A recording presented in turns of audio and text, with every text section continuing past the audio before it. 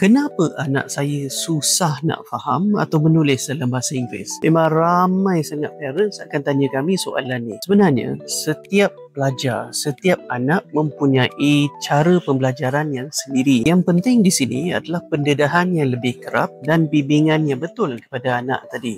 The main key here is exposure kepada bahasa Inggeris. Lebih kerap, lebih banyak exposure dia kepada bahasa Inggeris yang betul, dan dengan bimbingan yang tepat yang diberi, anak tadi boleh memahami dan menulis dalam bahasa Inggeris dengan lebih baik. Masalah utama ramai student kenapa dia tak berapa boleh menulis atau faham bahasa Inggeris is because exposure tu kurang. Jadi bila pendedahan dalam bahasa Inggeris tu tak berapa banyak, tak diguna sangat, dia akan rasa susah nak memahami bahasa tu. Contoh, kalau kita nak belajar bahasa Korea, bahasa Arab, kalau langsung tak ada pendedahan, sikit sangat pendedahan pada bahasa tadi, memang dia akan rasa susah. Sesiapa akan rasa susah untuk belajar bahasa tadi. Jadi untuk mudahkan anak kita, untuk bantu anak kita, perlu lebihkan pendedahan yang lebih kerap kepada bahasa Inggeris dan beri bimbingan dan sokongan yang betul pada anak tadi. Kami dapati dengan bimbingan yang tepat, anak atau student lebih mudah memahami bahasa Inggeris dan writing mereka akan mula skor di sekolah. DEKE kami pakar dalam membantu pelajar sekolah menengah skor A